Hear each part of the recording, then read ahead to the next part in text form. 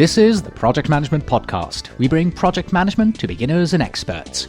Find us on the web at pm-podcast.com or send your emails to info@pm-podcast.com. Hello and welcome to episode 174. I am Cornelius Fichtner. This is the Project Management Podcast. Nice to have you with us. Have you ever wanted to take the pulse of project management? Have a simple way at your disposal with which you could see and learn what's going on with project management these days? To learn what people are talking about, maybe learn about new tools and techniques, and just generally understand where our field is heading? Well, I have, many times. And my answer to this is a new feature here on the Project Management Podcast called The Pulse. What else? You'll be hearing The Pulse here every few months. In The Pulse, you will hear the voices of a number of project management bloggers out there and learn what they are writing about, what they hear from their readers, and what they read on other blogs. These bloggers are at the forefront of project management today. They constantly ask themselves, where is project management heading these days? Where am I going as a project manager myself? And what's new and cool out there in project management that I could write about for my readers? And it's that inquisitiveness that we bring together here on The Pulse for you to learn from. Are you preparing for the PMP exam? Yes. Do you want to measure if you are ready? Yes again. Our very own PM Exam Simulator will do exactly that. It contains 1,800 realistic sample questions in a simulated testing environment. We are launching this new PM Exam Simulator on March 25th, 2011. Stop by at pmexamsimulator.com and get a 20% launch discount. That's pmexamsimulator.com. And yes, it's pmexamsimulator.com. There is no second P. The bloggers that you will hear from today are Peter Taylor, Josh Nankivil, Terry Dersher, Elizabeth Herrin, and Soma Bhattacharya. And if you yourself have a blog and you would like to be part of a future Pulse, then let us know and we'll include you. And now, let's listen to the heartbeat of project management. Enjoy the Pulse.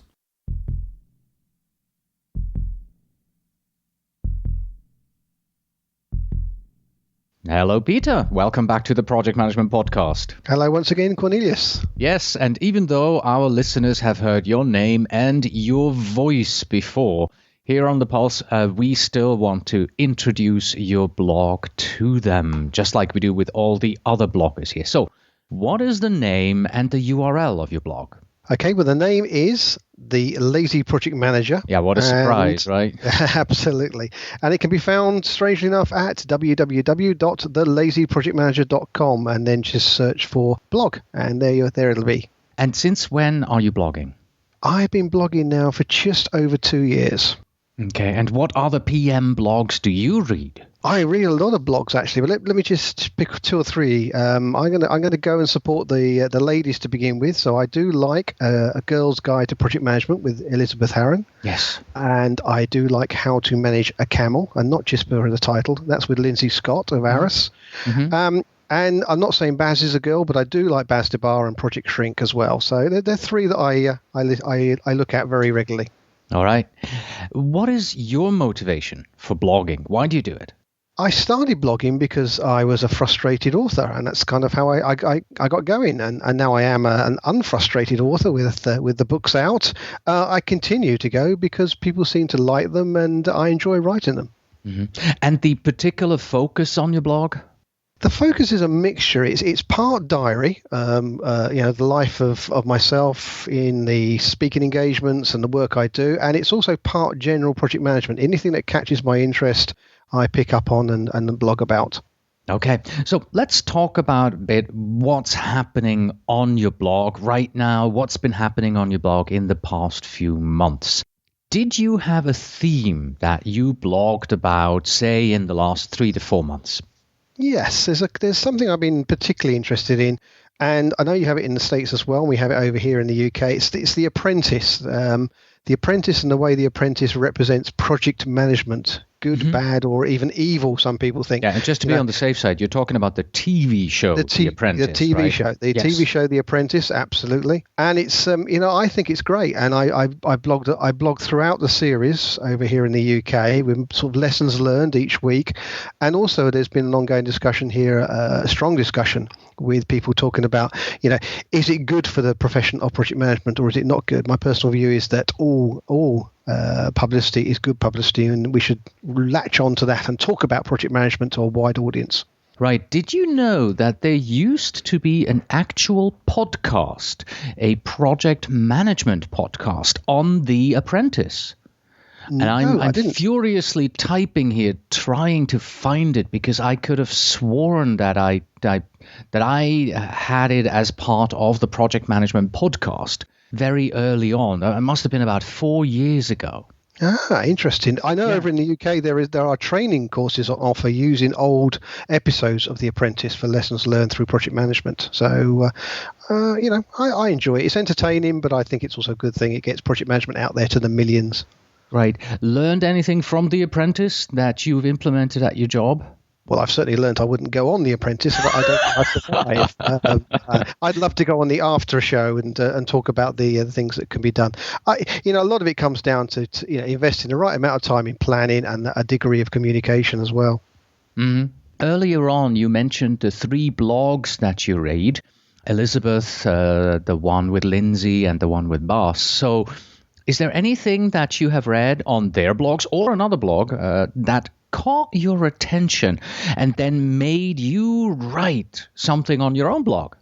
Yes, it's actually on Baz's blog a while ago. Okay. He wrote something about selling the project manager, getting the project manager involved, and I picked up on that because it's a particular challenge in the industry that I work in, which is IT software based projects are convincing customers that they should invest in a project manager. So I picked up on that and continued the conversation, and a number of people commented as well. Okay, what was your take on it versus what Bas wrote? Well, my take on it is that there's a lot of people to convince of the value. It's not just the customer needs to understand what the project manager can do. It's all about de-risking the investment that they're making. But usually in a software company, you've got to convince people like account executives, and you've got to support consultants, etc. That hey, the project manager is an important person, and it's a worthwhile part of the whole solution that needs to be invested in. Right. I read a very interesting comment by Jerry Manis, who's been on the program before as well. And he said, in these times of economic crisis almost, people should realize that project management and PMOs bring a lot of value to the company, allowing you to improve the company, make it more streamlined, and realize more with less. However, the only thing that he notices is that budgets for PMOs are getting cut. So instead of investing in PMOs, investing in project management and making your company, fitter, they are taking away the money from those organizations and just forcing you basically to make more with less. It's very interesting. Yep. Have you noticed that as well? I know you've been working in a PMO for a long time.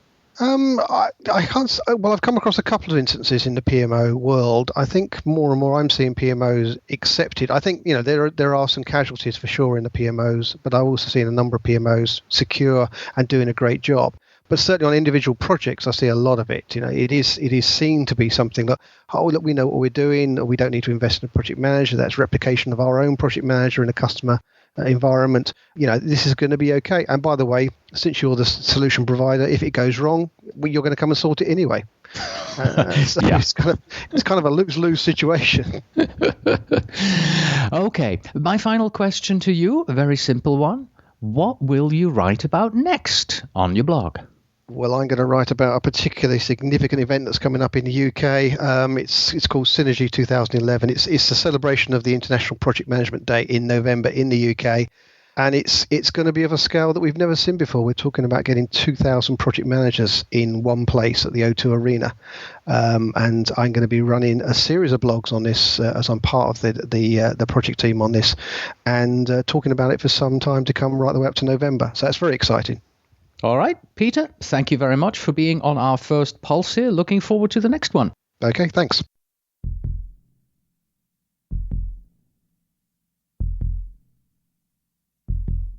Hello, Josh. Welcome back to the Project Management Podcast. Hey, Cornelius. Good to be here. Yeah. So many of our listeners may already know your name and may know your blog and your website. Nevertheless, what is the name and the URL of your blog? My blog is PM Student, and it's at pmstudent.com. Mm-hmm. And since when are you blogging at pmstudent.com?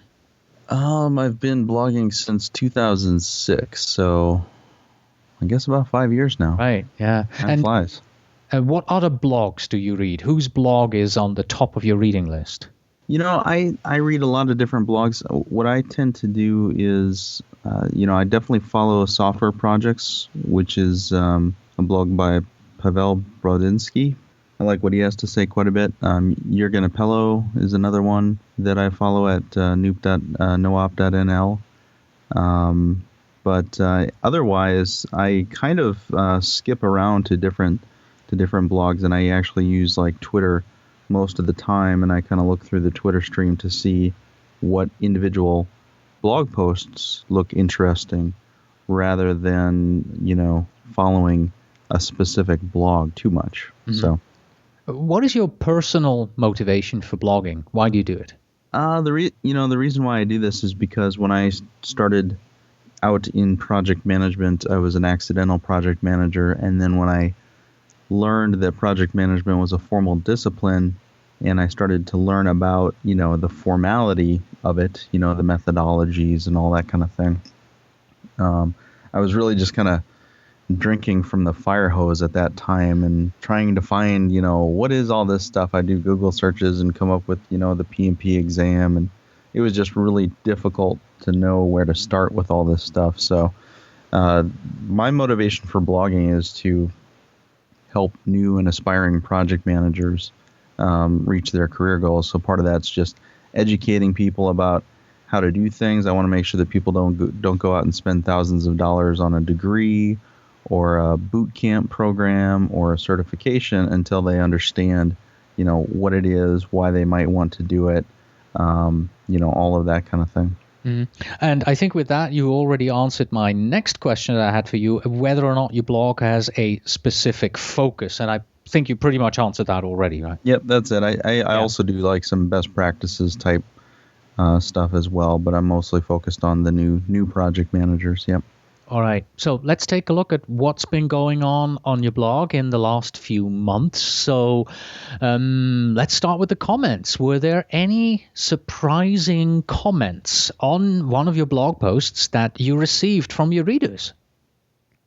Well, let's see. I remember one in particular that this was probably just a little while ago on my blog, and there was a blog about technical skills in project management, essentially. And my stance on that is that if you're managing projects in a specific domain, you need to have at least some kind of a foundation in that. So if it's in software development, you don't have to be the best programmer in the world in order to manage projects there. But you do have to know a little bit about software development and have done it yourself before in order to be really effective at it. That's my stance on it. And so there was one individual that came on there, and evidently it had a really bad project manager who was not technical at all. And it was pretty much just a complete rant. And I don't even know if they read what I wrote. I think it was more like they saw the title and just started going off. So those are the types of. I think it's surprising to me when people leave comments without reading what I wrote. Yeah, but I know where you're going with this. It's the age-old question. What's more important, PM skills or the technical skills that project managers are supposed to have? And I think you're a long-time listener also of this show, so you probably know that in the very beginning we used to ask this question pretty much at the end of every single interview. And the result basically was, it's 50-50. Some people said you need, one. Some people said you need the other. And over time, if I listen to all of these answers that I heard, the argument, you end up in the middle. You need both. You need to have good project management skills, solid, and you also need a certain degree of the skills of the industry, the domain where you're doing this. Because if you ask me to manage a healthcare project, I would fail because I've never done that before. You need some healthcare experience. Yeah. Yep. Which topic did you enjoy writing about most in these last few months? I think, the posts where I try to really break things down for someone who's new to project management. So there have been some posts in the last few months that I've written just about, again, kind of going back to basics, how to get started in project management, how to get experience, the top 10 things that, one of them was the top 10 things that I look for when I'm trying to hire someone for a project management position, like a new project manager. What are the types of skills and attributes and things that I would be looking for? So what are the types of things that they should be trying to focus on getting better at? That topic in general just is something that I enjoy writing about, because I can imagine the person reading it who is in that position and asking that question and giving them the help that they need. Okay.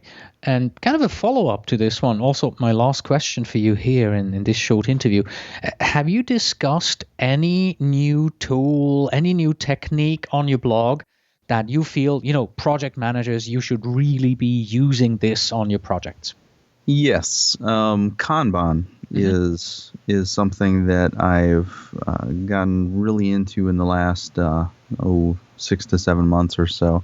I've done Scrum before and done the time-boxed iterations of my team that I'm working with now. One of my teams, we were doing the 2-week sprints for a while there until I discovered Kanban, which I had heard about before but didn't really know too much about, and decided to give it a try. And ever since I've given it a try, I've been completely in love with it. So I've blogged about it quite a bit recently. And you even have a Kanban board on your refrigerator at home for your family, right? Yes. I started experimenting by doing a personal Kanban just for myself at work.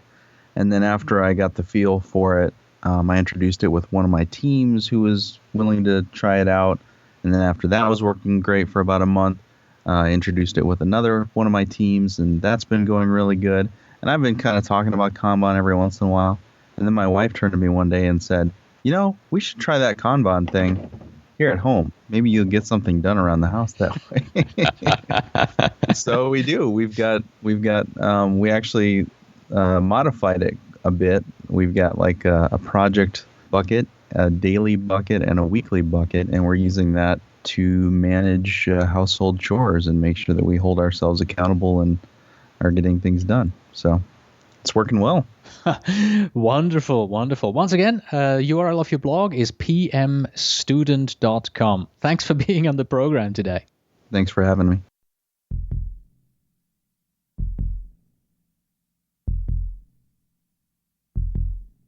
Hello, Terry, and welcome back to the Project Management Podcast. Hello, Cornelius. Pleasure to be here as always. Yes. As always means our listeners probably know you, your name, but let's be fair here. But let's begin with, what's the name and the URL of your blog? Okay. Well, the name of my blog is The Enterprise Navigator. And actually, the first posting I did was to talk about what's in a name and why I named it that way. Mm-hmm. As for the URL, this blog is part of our corporate social media program, so it's accessed through our corporate website. The URL is http://blogs.planview.com/tdorscher. We've also got another blog that's focused more in the area of product development and product management called the Product Pulse. And probably the best way to find either one is to just go to the PlanView homepage and select blogs from the resources menu. Okay. And you mentioned the first post that you put up and explained the name. When did that post go up? Wow, that was way back in August of 2007. So I've got probably about 120 or so posts in our archives. Okay. And what specific focus do you have in your blog?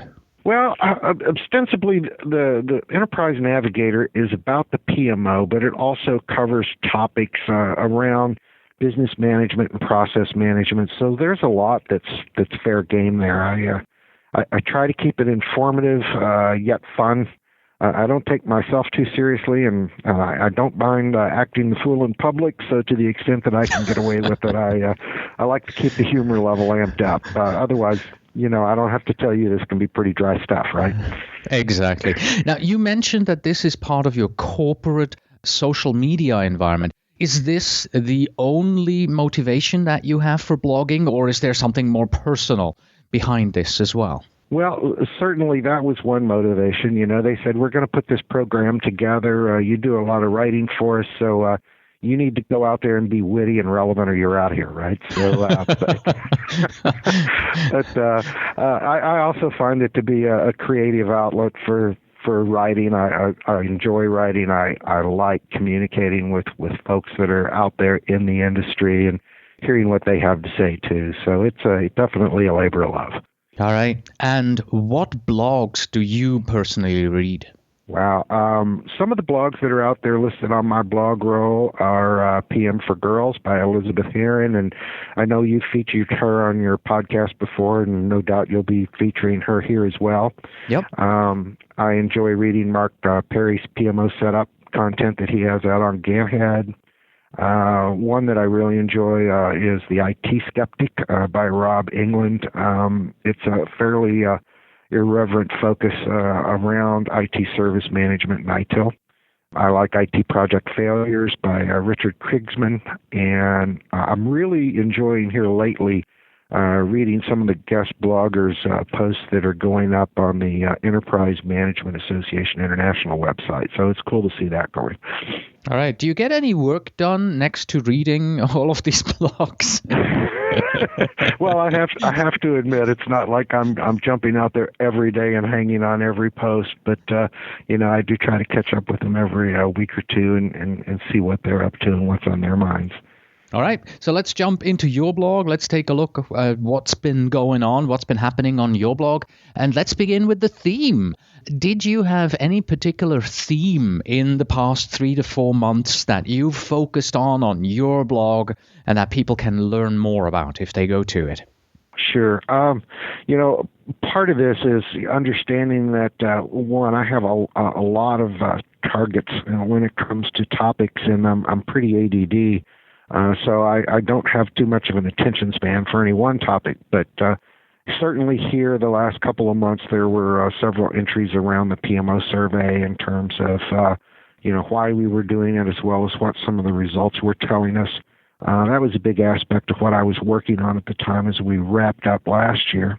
Here recently, I did a posting that caught some attention around it was around what we could learn from Bruce Lee, really, on how to become masters within our chosen crafts. And I'll probably do some kind of a follow-up around that in terms of being very flexible in your approach to project management and transcending some of the barriers that are created by so many of the standards and methodologies that are out there that you and I could both list a long litany of. Right. So we're mixing project management and karate movies with Bruce Lee. Is that right? I don't know how much you know about Bruce Lee, but he was an amazing person, and certainly I think the epitome of mastering your craft, and a big part of that is he took capabilities from any source he could get them from, and then took those and went well beyond what those standards and methodologies within the martial arts were, right? Wow, that sounds like a fascinating read. All right. Talking about fascinating read, what were the reactions of your readers? Did you get any surprising comments on any of your blogs? I got a few comments on that. Actually, I probably got more personal email responses back on that one than I did actual comments on the blog. But in terms of surprising comments, I did a posting back, I guess it was around towards the end of 2009, just for fun, talking about binary days. And the fact that there was a lot of those that would be coming up, and that any dates that were a combination of zeros and ones, right? Mm-hmm. Like January 1st, 10, right? So, yep. And one of the funniest responses I ever got back, or comments, was that somebody wrote me back in binary code.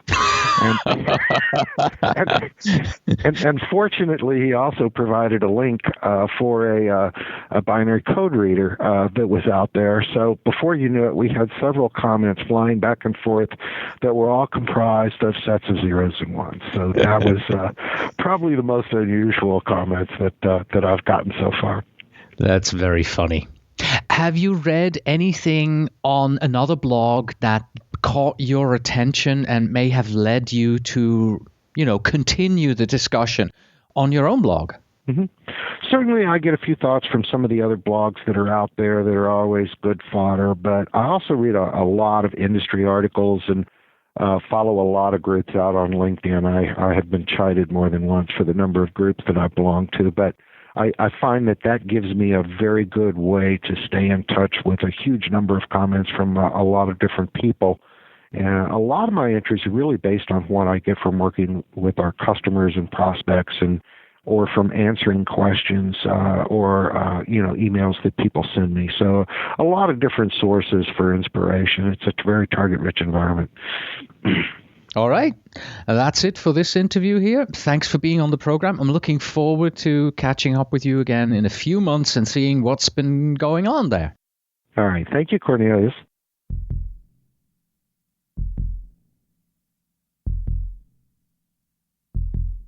Hello, Elizabeth. Welcome back to the podcast. Hello, Cornelius. Thank you very much for having me. It's lovely to be back. Absolutely.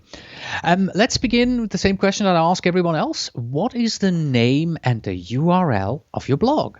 My blog is called A Girl's Guide to Project Management, and you can find it online at www.girlsguidetopm.com. All right. And since when are you blogging under this URL? I started my blog 5 years ago. So my birthday of blogging was January this year. So it's gone very quickly, actually, 5 years. What is your motivation for blogging? Well, I love writing. So I think if I didn't have a blog, I'd be writing in journals. And, where's the fun in that? So, I have written journals since I was small, but not for a while now as I've been writing online.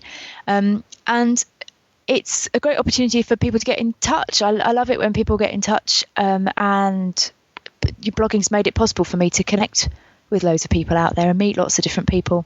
And I suppose I also love project management and sharing my ideas with other people. And I think if I wasn't so passionate about the subject, I would find it difficult to sustain, blogging over 5 years on the topic of project management. But I think it's an evolving discipline. There's loads of stuff that's happening, which is really interesting. Yeah, it's the same with me here on the podcast. If I didn't love project management, I would have stopped years ago. Yeah, same thing.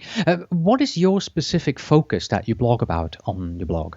Well, I think my focus has changed a bit over the years. And what I try to do now is offer news and reviews. I attend a lot of conferences and I read a lot of project management books. And I know that not everybody has the opportunity to do that. So I try to write about those experiences that I have. And I do write about general project management skills and techniques, but I know lots of other people do that too. So I suppose my unique selling point, or the focus that I try to take, is kind of reporting on the world of project management. Yeah. Do you read any other blogs? I do. I love The Critical Path.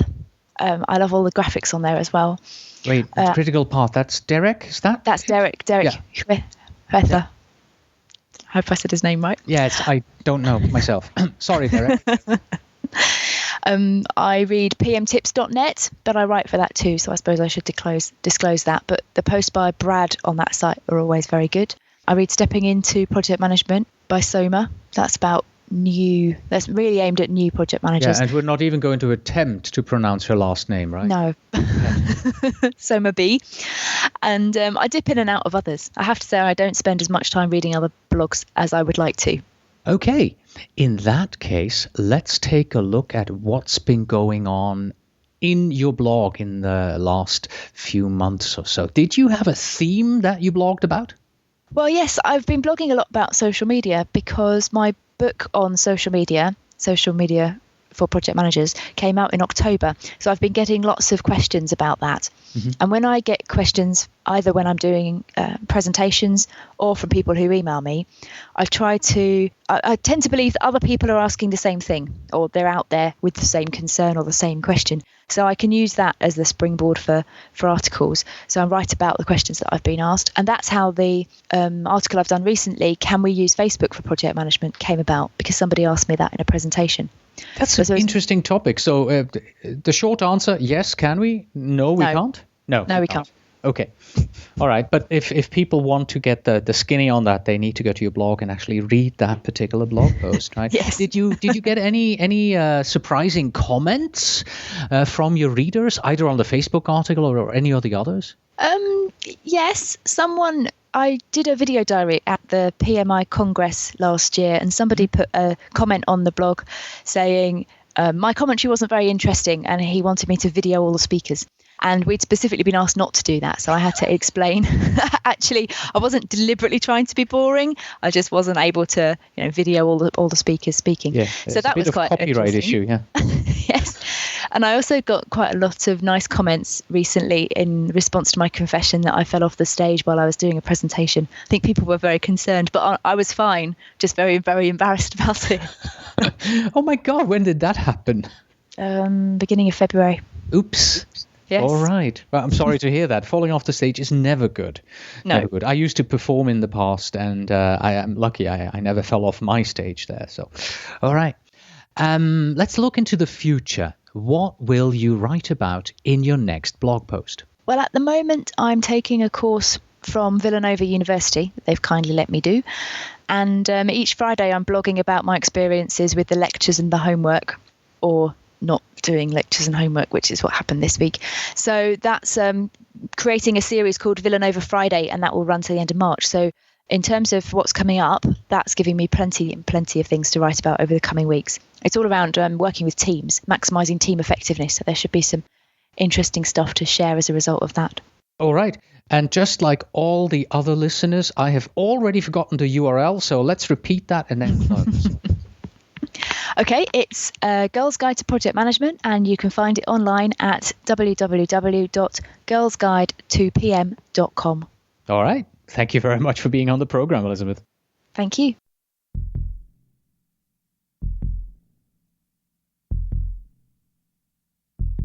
Hello, Soma, and welcome to the podcast. Hi, Cornelius. Thank you so much for having me here. Oh, absolutely. You are welcome. Let's begin with my usual question to everybody here on the Pulse. What is the name and the URL of your blog?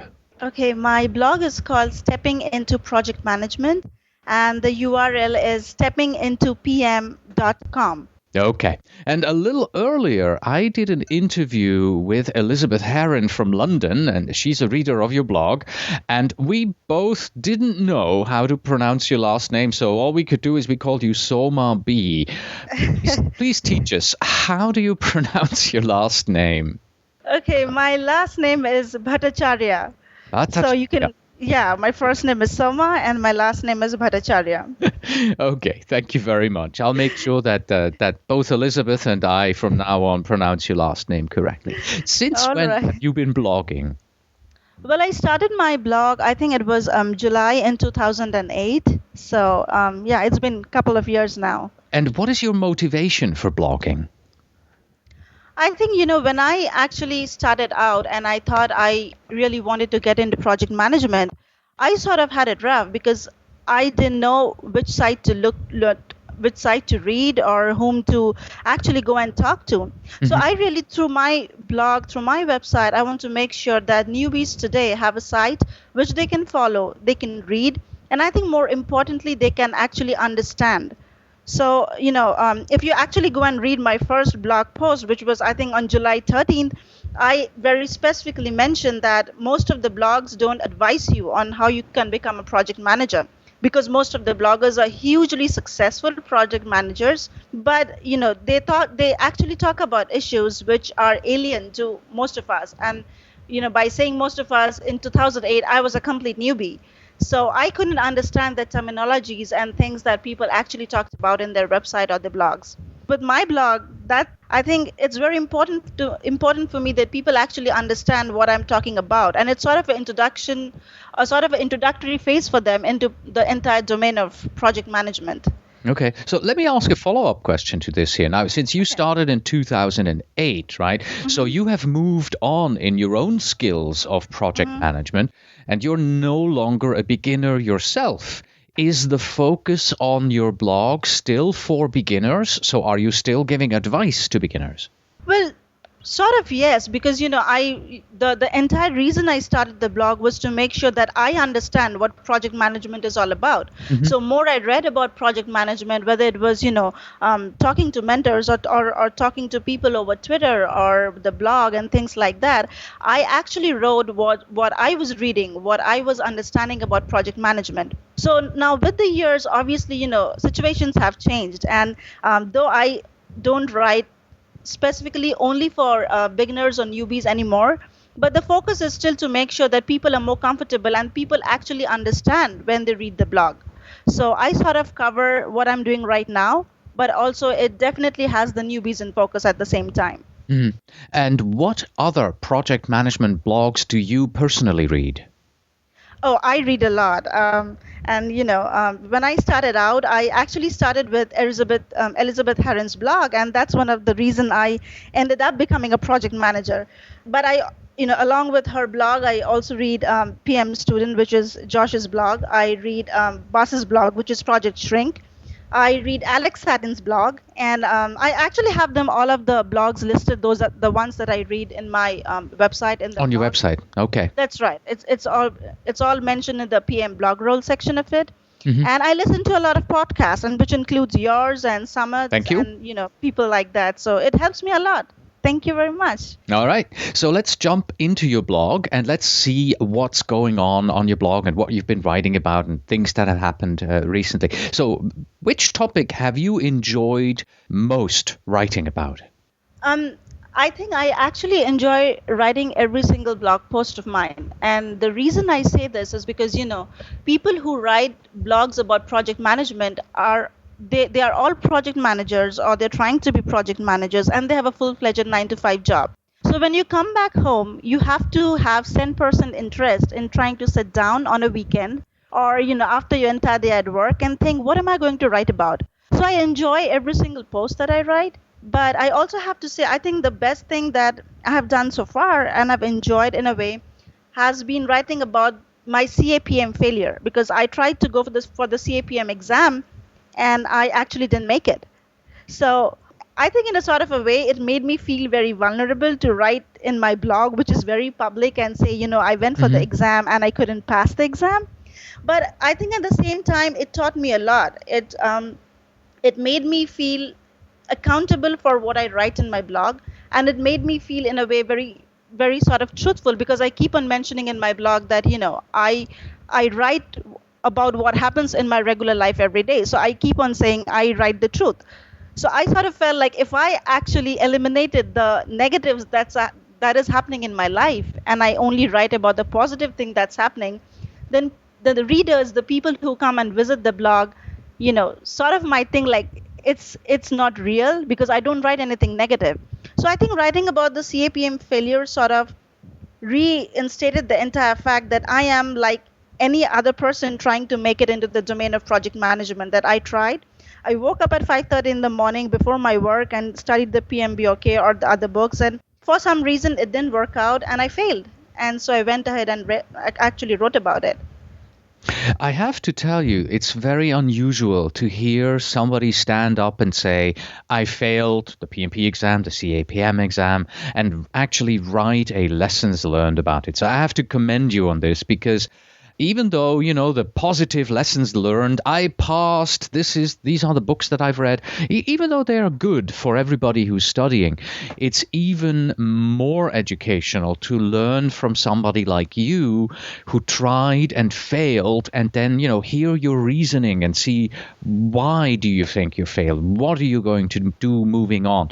Because I think the most detrimental thing is if people fail and then say, I failed once, I'm giving up, right? Yeah. You have to be able to pick yourself up and move on to and continue and try again.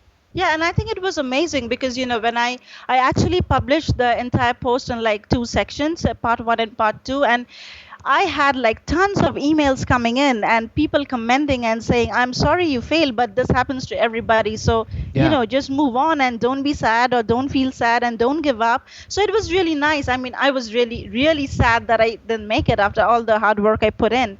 But that's one of the reasons I actually enjoyed saying it, because number one, it made me accountable for what I did. It made me feel real, and it actually connected me to the blog. So what was happening in my life in reality was what I was writing in my blog. I don't make up stuff in my blog, and it's my blog is not fictional. It's completely real.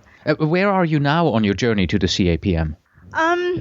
Okay, so I thought a couple of times if I wanted to really go ahead and give the CAPM again. And to be very honest, I mean, not making it sort of scared me off. But then a couple of months later, I decided that I wanted to look for a mentor. Somebody who could actually guide me in a more sane manner of what I should do, people who have been in similar position as mine. Because I think one of the biggest lessons I learned giving the CAPM exam was I did everything on my own. I didn't take any classes. I just read the PMBOK book, and I took a couple of other books, and I studied by myself. So when I started interacting with people, more and more people came on and told me that I should go for some classes and things like that. But those classes are really expensive. Mm-hmm. So at that point of time, I didn't want to spend and invest so much money in going for a class, like spend $3,000 and go for a class when I could, read by myself and actually save a ton of money. So finally, I ended up looking for other solutions, and I came up with your podcast, which actually helped me a lot. And in reality, there were a couple of people who actually recommended me that you should go and get Cornelius's podcast, and it's really good. So, okay, and just so we're clear, right? To me, this is completely out of the blue. This was not discussed before the interview. I had no idea where we were going with this interview. No, it wasn't. So we're clear. You're not trying to put some advertisement here into the show for me. Okay. No, absolutely not. Yeah, and I think I've mentioned it before in my blog about your podcast. I think the best part is, and which I think is very important, is because it brings in the audio and the visual together. And I think it's a very good lesson when you're trying to learn things and you don't have the luxury of time, in your hand. So that's one of the reasons I loved your podcast. But anyways, coming back to a question about the CAPM. So after a couple of months, I moved on and things like that. And people came in and told me that you should, now that you have the experience of, going for the CAPM exam, you should want to see if you want to go for the PMP exam directly.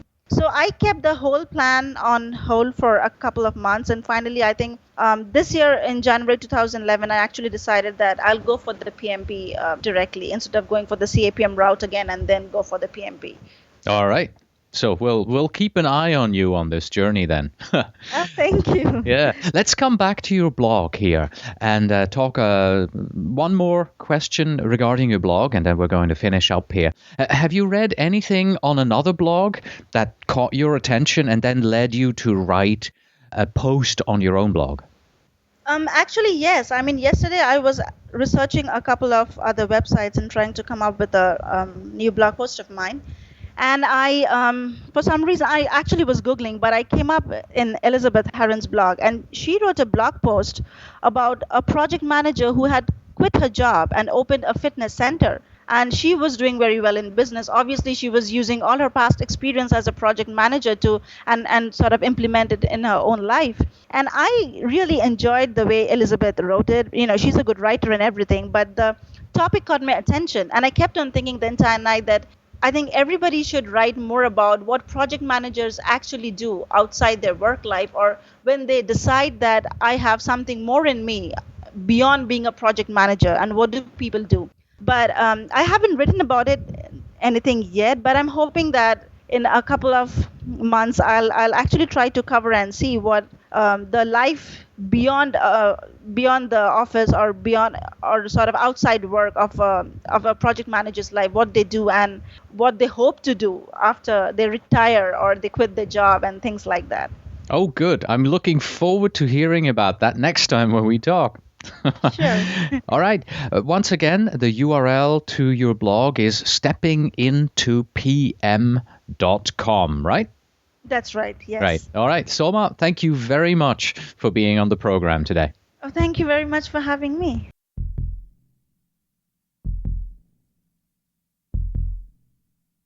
And that was Peter Taylor, Josh Nankivil, Terry Dersher, Elizabeth Herrin and Soma Bhattacharya on the pulse of project management. Don't forget, if you yourself have a blog and you would like to be included in the pulse, then please write to me.